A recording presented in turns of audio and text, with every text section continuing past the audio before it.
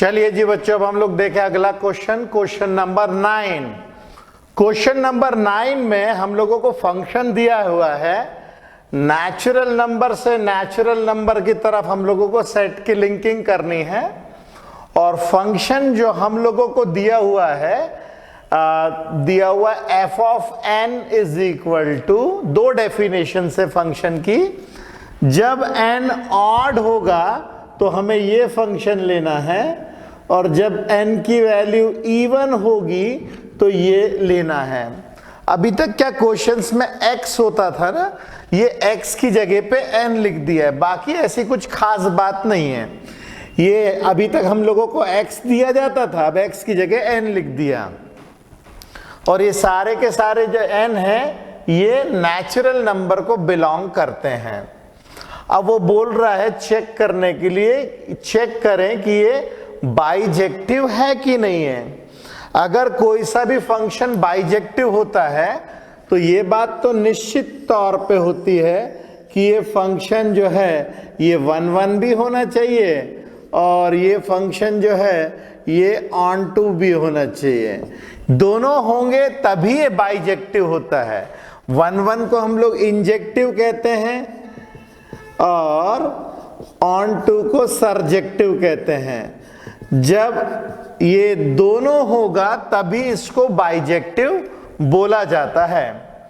और बोल रहा है चेक करो और फिर उसको जस्टिफाई भी करो। चलिए भाई ठीक है, तो अब हम लोग यहाँ पे फंक्शन जो है n है, नेचुरल नंबर यहाँ भी है और इस तरफ के सेट में भी नेचुरल नंबर है।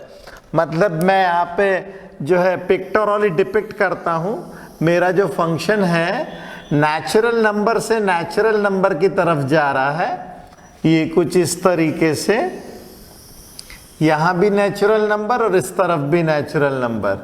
अब हम लोग क्या करते हैं, नेचुरल नंबर्स डाल देते हैं, जैसे 1 2 3 4 5 6 7 8 डॉट डॉट डॉट, ऐसे बहुत सारे नंबर्स। और यहाँ पे भी 1 2 3 4 5 6 7 8 डॉट डॉट डॉट, ऐसे बहुत सारे नंबर्स। ओके, अब इन लोगों ने हम लोगों को डेफिनेशन क्या दी है, f ऑफ n जो है n+1/2 है जब n ऑड रहेगा। ऑड मतलब जब n की वैल्यू हम लोगों को मिलेगी जैसे 1 3 5 7, तब हमें ये फंक्शन लेना है। और जब फंक्शन की n की वैल्यू इवन रहेगी तो जैसे 2 4 6 8 एंड सो ऑन, तब हम लोगों को ये वाला फंक्शन लेना है।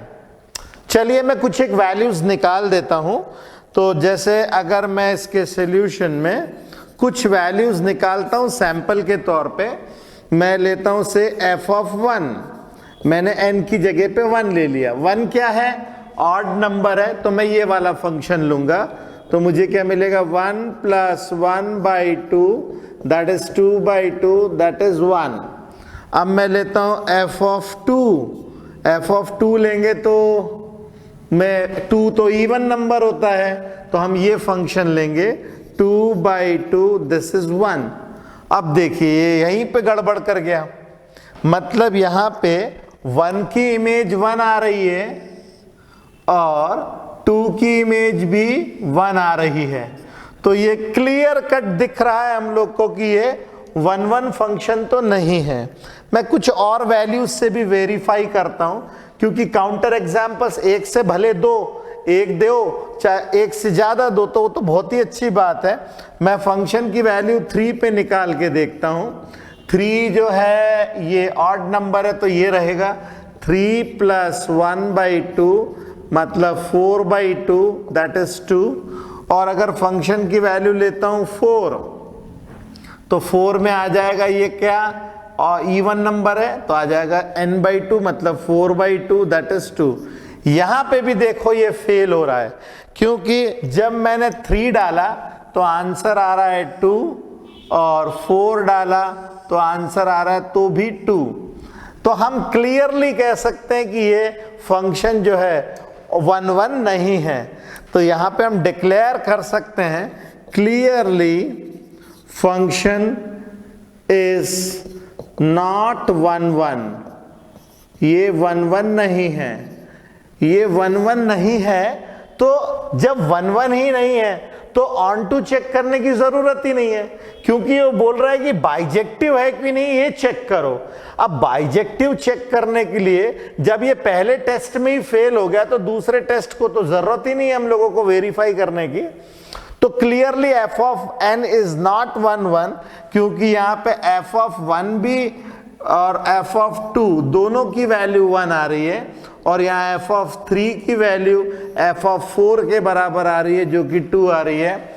अब चूंकि ये 1 1 नहीं है तो it simply implies that function f of n is not bijective. जब ये 1 1 ही नहीं है तो हम लोग ऑन टू इसका चेक नहीं करेंगे। ये सबसे सिंपलेस्ट तरीका है, काउंटर एग्जाम्पल की मदद से हम लोग आराम से इस क्वेश्चन को वेरीफाई कर सकते हैं। Okay, got the point. तो चलिए जल्दी जल्दी लिखिए इसे।